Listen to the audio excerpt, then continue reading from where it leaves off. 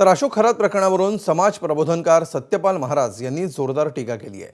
खरात सोबत असलेल्या सर्व राजकीय नेत्यांवर कारवाई झाली पाहिजे, तरच समाजामध्ये चांगला मेसेज जाईल। सत्यपाल महाराज यांच्यासोबत बातचीत केली आमच्या प्रतिनिधींनी।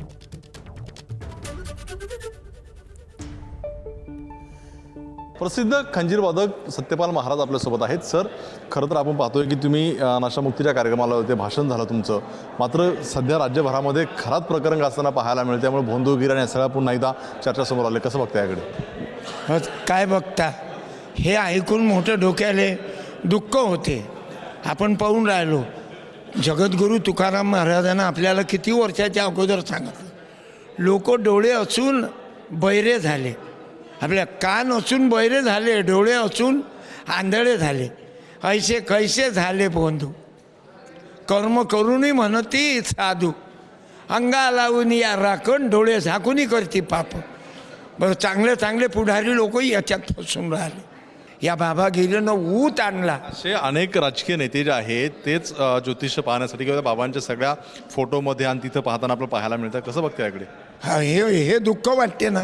हे जगाला संदेश देणारे मोठे मोठे पुढारी नेते भविष्य पाहायला जातात, आणि मला सांगा, त्याच्याजवळ गेल्यानं काय निवडून येऊ शकते? निवडून आणणारं संविधान आहे, आणि संविधानानं दिलेला अधिकार आहे, आणि त्यासाठी कर्तव्याची गरज आहे।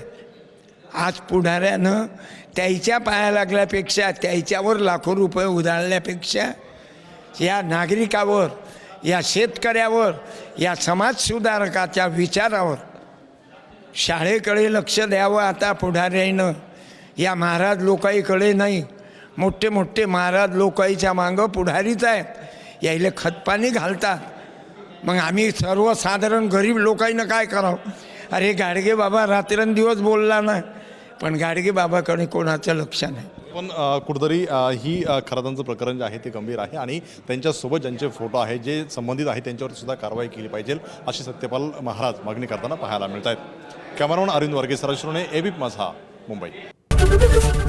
एबीपी माझा, उघडा डोळे बघा नीट।